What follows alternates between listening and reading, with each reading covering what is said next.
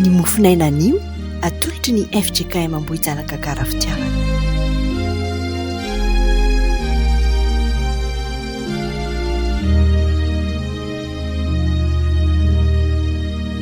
Alahady faraky amby roapolo ny volana novambra ny oriavana.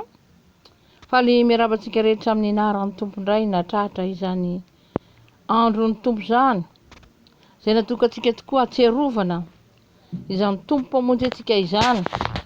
Satria natokana izany mba hieveratsika ny asan'Andriamanitra ka hanehoantsika ny fanompona an'Andriamanitra ary hieveratsika ny fiainam-panahintsika koa aza. Ka dia ho aminareo anie ny fiadanana. Anio ary riavana dia manasa antsika rehetra hiara-iombona amin'ity fotoana ity. Ny fandaharam-potoana eto am-piangonana dia ladin'ny asa, serasera sy fifandraisana anio ka anatanterahantsika voka-dehibe izay anatanterahana zany asa zany ASF zany. Maria riavana fa maro amintsika mbola tsy malala izany. Fa asa iray atao anatin'ny fitandremana izany izy indrindra no mikarakara izao fitaovana izao izay enti-manana ny fampiasana ny Facebook zany araky ny ananantsika page mba azahoana mitoro ny filazantsara riavana. Ka dia misy fitaovana ilaina tao toy ny imprimante, ny ordinateur, ny fivezivezena sy ny karazany, ao koa zany ny encre. Ka izay soratsika ny tompo dia mijoro ohatrany zany. Ary ny ezaka lehibe ataontsika anio dia ny fividianana ordinateur mba entina manatanteraka izany asa izany. Ka dia tsika mambavaka ary ezaka noana izany. Ao koa moa ny ataon'izany asa serasera izany dia arak'izay hoe ny mofinaina isa-maraina, ny gazety fitia izay mivoaka koa isam-bolana ary isaky ny fandraisana ny fanasan'ny tompo. Ary dia miezaka tokoa moa ny ekipan'ny gazety, ny komitin'ny gazety mba hanatanteraka izany asa izany satria fanompona ny antson'ny tompo anaya izany. Ka dia misy ezaka raiky moa izay natao dia ny écran zany izay anoratana indrindra ny tononkira. Ny firana moa zao fa any amin'ny 2,000 mahery vao mahazo. Ary izany tononkira izany dia nampy indrindra ny fiderahantsika an'Andriamanitra ary entina indrindra koa ilazana ny vaovao-piangonana sy ny afatry ny fiangonana. Ka dia isaorantsika an'Andriamanitra lehibe aloha ny ananana izay fitaovam-pilantanana riavana. Ary izay no erabana amintsika rehetra hoe ho aminareo anie ny fahasoavan'i Jesosy Kristy Tompo, ny fitiavan'Andriamanitra ray, ny firaisana amin'ny fanahy masina. Dia antsika ra-iombona hamaky ny mofinaina izay voalahatra anio arak'izay hita amin'ny Jaona 1:20, ny 9:20 ka hatramin'ny 9:17. Hivavaka isika. Ry Andriamanitra ranaizany an-danitro dia velom-pisaonanao tokoa izay amin'izao fotoana izao raha eto no iombonanay isaotra sy dera ary hanome voninahitra anao. Zava-dehibe loatra izany satria avy aminao ny zavatra rehetra, avy aminao no mbola nananay korisy-po hijoroana vavolombelona toy izao. Ka dia mangataka indrindra ny fitarian'ny fanahy masina izay tompo. Avy fanahy eo. Tario lalana izay ho voalazanay mazava amin'izao asa lehibe atao fitoriana filazantsara izao ny asanao Andriamanitra eo fiainanay. Dia misaotra indrindra tompo noho ny anaranao. Amen. Andeha ary anaraka ny vakitentsika Jaona 1:20 dia 9:20 ka hatramin'ny 7:20 amin'ny anaran'i Jesosy. Ary hoy Marta tamin'i Jesosy, raha tompoko, raha teto ianao dia tsy maty ny anadahiko.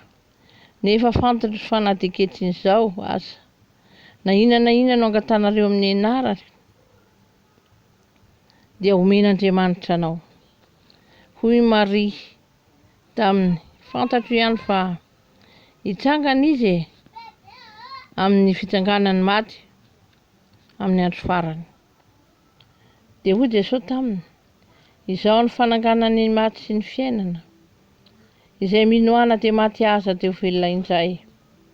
Ary izay rehetra velona ka mino ahy dia tsy ho faty mandrakizay. Eny tompoko, mino aho fa ianao no Kristy zanak'Andriamanitra, ilay ho tonga amin'izao tontolo izao. Amen. Ray masino, manamasinana amin'ny fahamarinana, ny teninao ny fahamarinana. Amen. Ny afatry ny tombo izay ho alaitsika amin'izany ten'Andriamanitra izany ry havana. Lohahevitra moa dia ny hoe tafatoetra ny fony izay miandry ny tombo. Dia mahatonga antsika hieritreritra tsara hoe manahoana tokoa moa izany hoe miandry ny tompo izany. Manahoana izany hoe miandry ny tompo izany. Andeha ho jerentsika amin'ny tantaran'ny Marta sy Maria fa io rahateo moa no mofinaina izay voalahatra antsika anio. Izany hafatra lehibe avy amin'ny ten'Andriamanitra izany ry havana. Andeha isika maki ny 9:20 izay mivaky toy izao amin'ny anaran'ny tompo hoe: ary hoy Marta tamin'i Jesosy, tompoko, raha teto ianao dia tsy maty ny anadahiko. Amen. Dia izany teny izany moa ry havana dia teny maneho indrindra ny fampaherezana izay homeny Jesosy Kristy andry Marta mpiray-tam-po izay nanana izany mpiray-tam-po aminy izay nodimandry izany. Ka ny zavatra hita ry havana dia narary Lazarosy tany amin'ny 1 mahery ihany dia efa miresaka izany izay narary nety Lazarosy. Ary dia ny hevitra izay hitan'izy mirahavavy dia andao hampanatsoana Jesosy. Lasa tokoa ireo mpiantso fa mba raha henin' Jesosy hoe marary ilay tianao, ilay tian'i Jesosy zany, dia hiazakazaka izy hivavaka hangataka izany fanasitranana izany amin'ny anaran'i Jesosy Kristy tompo. Taty Madagasikara koa nefa ry havana dia mahita fa raha zava-tsarotra lehibe sy mafy toy izao no iainana dia inona tokoa ireny mba ataontsika eo anatrehan'izany rehetrarehetra izany.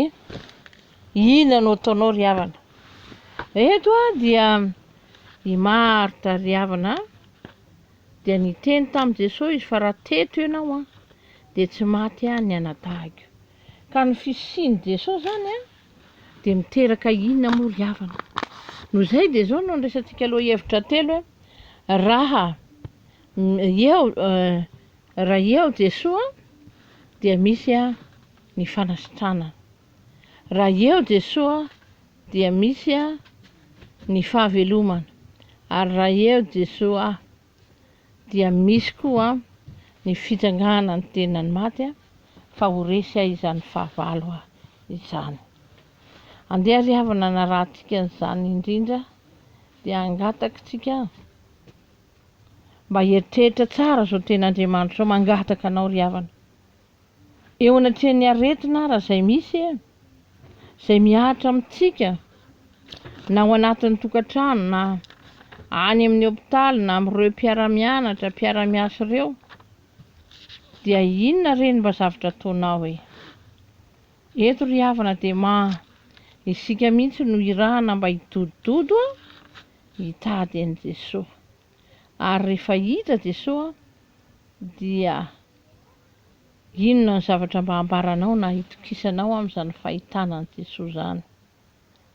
Eto ry havana dia izao. Raha Jesosy no eto dia ny tranga dia izao hoe misy ny fanasitranana. Raha teo Jesosy dia misy ny fanasitranana.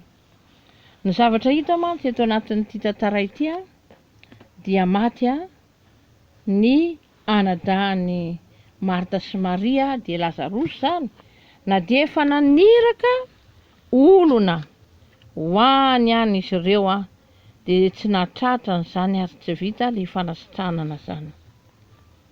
Raha hoy vaky ny teny amin'ny anaran'i Jesosy, raha hoy Marta tamin'i Jesosy: Tompoko, raha teo ianao dia tsy maty ny anadahiko. Nefa fantatro fa na dia ankehitriny izao aza, na inona no angatahinao amin'Andriamanitra dia omen'Andriamanitra anao zany. Hitantsika eo amin'ny 9:20 sy 12 zany. Fa na dia eo azy zany ry havana, dia tsika mihitsy koa mila manontany tena hoe eo ve Jesosy sa tsy eo Jesosy amin'ilay andro ny fahorianao. Raha mino ianao ry havana dia tokony ho eo Jesosy amin'izany fotoana sarotra izay iainantsika izany. Raha eo Jesosy dia ho sitrana izy. Reto olona reto mantsy dia efa nahitan'i Jesosy nanasitrana ny marary maro be mihitsy tamin'ny fotoan'andro. Ary izay koa mba fanantenana izy ireo hoe na inona retiny tsy miankina amin'izany, fa ny zavatra rehetra dia hain'i Jesosy fa raha teo Jesosy dia nisy ny fanasitranana feno sy tanteraka ny olona izay mino. Ary ny faharoa ry havana izay hita eto dia izao hoe raha eo Jesosy dia misy ny fahavelomana. Raha eo Jesosy dia misy ny fahavelomana. Dia ambarana anatin'izay fa raha mitady indrindra zany Jesosy zany tsika dia ho amin'ny fontsika rehetra, amin'ny finoana sy ny fanantenana no entina manatanteraka izany adidy lehibe izany. An'Andriamanitra tokoa ry havako ny fahavelomana. Hitantsika fa misy aretina anie izay tena sarotra tokoa teo amin'ny andron'i Jesosy. Fa Jesosy rery nanasitrana azy. Ilay tovolahy izay hitantsika fa nitsambotra dia narary be mihitsy kanefa dia izao hoe hainy Jesosy nanasitrana azy fa nahazo fahavelomana izy. Dia apetraka amintsika rehetra izay mihaino izao fampianarana izao fa ny olona ry havana dia ny fisiany Jesosy eo amin'ny fiainana dia hitarika indrindra mba azahoana indrindra zany hoe fahavelomana izany. Ary ny fahatelo farany izay jerevana dia izao hoe raha eo Jesosy dia ho resy ny fahafatesana. Raha eo Jesosy dia ho resy ny fahafatesana. Ny tranga eto zany dia izao maty i Lazarosy anadahana izy amin'ny rahavavy. Ary raha maty Lazarosy dia tena tamin'ny finoana tokoa no nanekeny Marta hoe hitsangana, rehefa notenenin Jesosy hitsangana ny anadahanao. Marta mantsy dia efa nahalala izy fantatro mihitsy fantatro fa hitsangana izy. Amin'ny fitsanganany tena amin'ny maty amin'ny andro farany.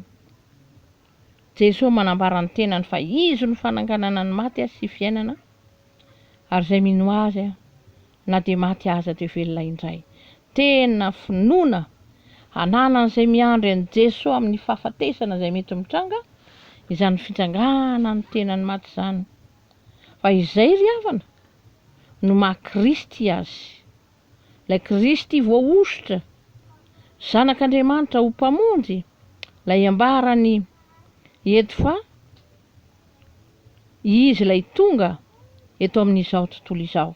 Ny fahatongavan'i Jesosy teto amin'izao tontolo izao mantsy ny manambara ny fahariana faharoa izay nataon'Andriamanitra ho amin'izao tontolo izao ka nahatonga azy indrindra andresy ny fahoriana sy ny fahafatesana izay tambony iotan'ny olombelona tany aloha. Tsy misy afa-tsy Andriamanitra rery ihany no manafaka amin'izany. Ka tamin'ny alalan'ny fitsanganan'ny tenany maty, ilay Jesosy nitsangana tamin'ny maty, io no nandresena izany tambony iota isika olombelona izany. No izany dia izao hoe ny fahafatesana raha tonga dia tsy tokony hitondra alahelo be loatra amintsika izany. Araka maha olombelona mantsy dia mety malahelo Fa raha mino kosa tsika tahaka an'izao finoandro Marta sy Maria izao a, dia afaka manantena hoe mbola isy ny fitsanganan'ny tenany maty. Ary antenaina izany. Zavatra rehetra tokoa dia hain'Andriamanitra ry. Zay ilay miandry an'i Jesosy ry havana. Fa eto ry havana, amin'izao vaninandro enantsika izao, Jesosy iza moa ilay andrasanao io dia ambara ry havana fa raha eo Jesosy raha eo Jesosy dia misy tokoa ny antenaitsika. Dia Jesosy ilay filazany tsara zany. Jesosy ilay filazany tsara. Izy nge ilay vaovao mafaly ho an'ny olombelona rehetra. Ary izy ilay hoe mandehana dia mitoriany filazany tsara ianareo amin'ny olombelona rehetra. Anirahana ny fiangonana zany. Anirahana antsika izany. Zava-misy mantsy ry havana dia ny olombelona ine dia marary, olombelona maty. Zany ny olombelona hita eto amin'ity fiainana ity. Olombelona mijaly, olombelona ory, olombelona tsy tanteraka. Ary ratsarain'Andriamanitra ary izy ireny satria ao anatin'izany koa hoe olombelona maditra dia tafasaraka amin'Andriamanitra. Fa eo ny itondran'Andriamanitra ny famonjena amin'ny alalan'ny filazany tsara izay antsika dia Jesosy. Mba hamelona an'ireny olona rehetrarehetra indray mba handraisany an'i Jesosy ho tompo sy mpamonjy. Handraisany an'i Jesosy ho tompo sy mpamonjy. Ka raha io Jesosy io zany no raisiny olona dia ho voavonjy izy ry havana. Ary famonjena izay antenaitsika dia izao, ny fandresentsika indrindra, ny ota ka handraisantsika famelan-keloka izay omeny Jesosy Kristy ho antsika, ka ho vita fihavanana amin'Andriamanitra isika. Ary izay ry havana no torian'i Jesosy Matthieu 5:1-7 ka tsaho aloha ny fanjakan'Andriamanitra sy ny fahamarinany dia nampy ianareo izany rehetrarehetra izany. Tena mamaky antsika noho ny famelan-keloka omeny ny anana anjara amin'izany fanjakan'Andriamanitra izany. Ka dia nafaka antsika izay maty fanahy rehetrarehetra, izay maty fahavelona rehetra mbola miaina ao anatin'ny ota, izay very sy tafasaraka amin'Andriamanitra tsy mba mahita fifaliana sy fiadanana amin'ny androm-piainana rehetra, izay be fahoriana eo anatrehan'ny fahafatesany ity, izay be tahotra eo anatrehan'ny fahafatesany. Eo nitondrany Jesosy Kristy izany famonjena izany. Ka raha mikatsaka ny fanjakantsika dia omena antsika mahimaimpona ny zavatra rehetra.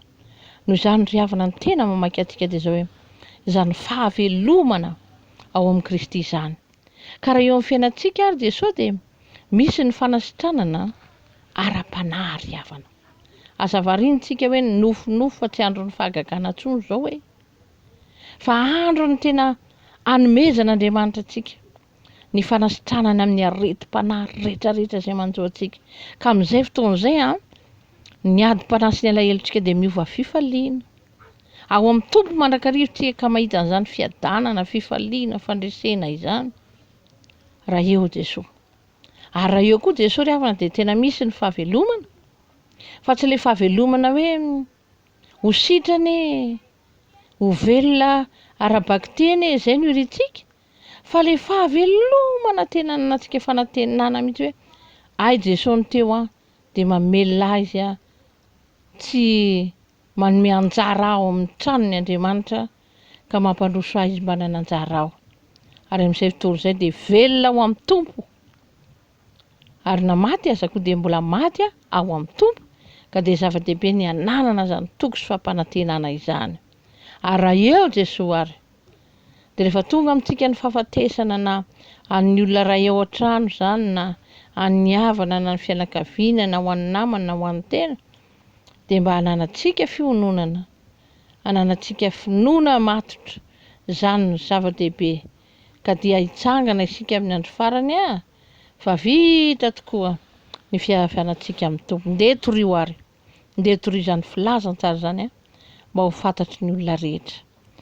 Dia ho an'Andriamanitra ery ihany ny voninahitra. Amen.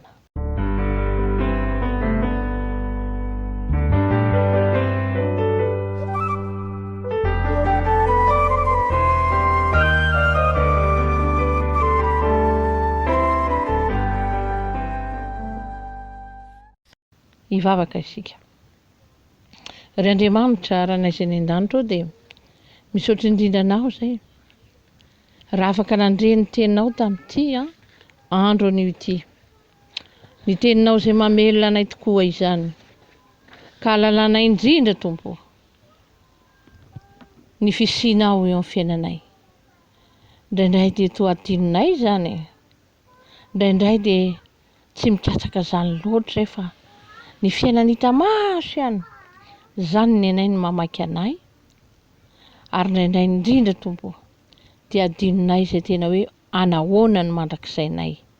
Fa nio izay Tompo dia mivavaka aminao mitalao. Vonjeo re. Afao izay amin'ny tsifo nohonay. Fa meteza kosa ianao ampino nay ny marina rehetra. Dia mandehana anay eo amin'ny Jesosy hatramin'ny farany. Saotra Jesosy ary no izay efa nataonao taminay. Dia mitoera ao an-tranonay mba hisy ireo fitahiana maro samihafa izay raisinay avy aminao.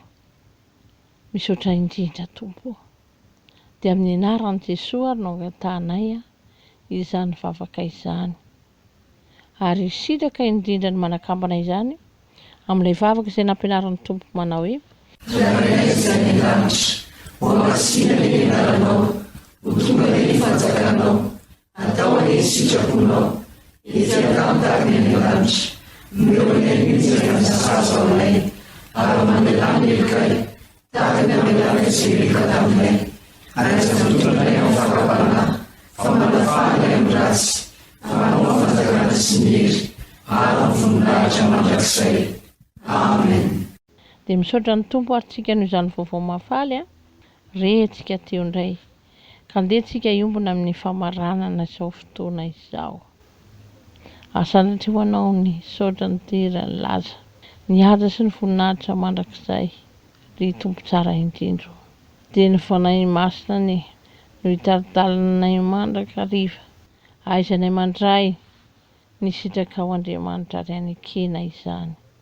Dia tsy mahay mamaly fitianao tokoa izahay amin'ny fiainanay fa sady kely na ny fononay na ny fatanay fa ianao kosa dia sandatra mandrakariva satria mpanafitra sy mpamonjy anay. Dia ho anao ray zanaka ary fanahy masina ny saotra ny tera ny laza ny haja ary voninahitra mandrakizay fa dia mba ho tanteraka kosa ny asa lehibe izay atao anatanterahana izao asa serasera sy fifandraisana izao dia apetraka aminao ny zavatra rehetra Tompo. Amen.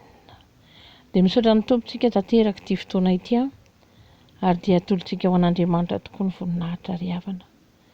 Ary dia andeha isika ary amarana izao fotoana izao. Ry Andriamanitra rainay izay ny an-danitra feno fisaorana anao tokoa izay. Noho ny fitiavanao sy ny famondram-ponao izay hitondranao ny fiainanay Tompo. Ary dia oka amin'ny fanahy masina miasa hanazavanay mandrakariva. Hitatana ny tianay. Indreo ary ny fitaovana izay anananay ao amin'ny ASF ary indreo koa izay mba hirinay mbola ananana dia mba samy ezaka izay rehetra ho mpitoro ny filazantsara. Dia ilay Jesosy velona ary manome anay koa anjara fahavelomana. Dia ampitombo hiara ny finoanay Tompo ary ho aminay rehetra nitsodrantonona amin'ny anaran'i Jesosy manao hoe hitahy anao ny Tompo ka hiaro anao. Ampamirapitra ny tavany aminao ny Tompo ka mindra fo aminao.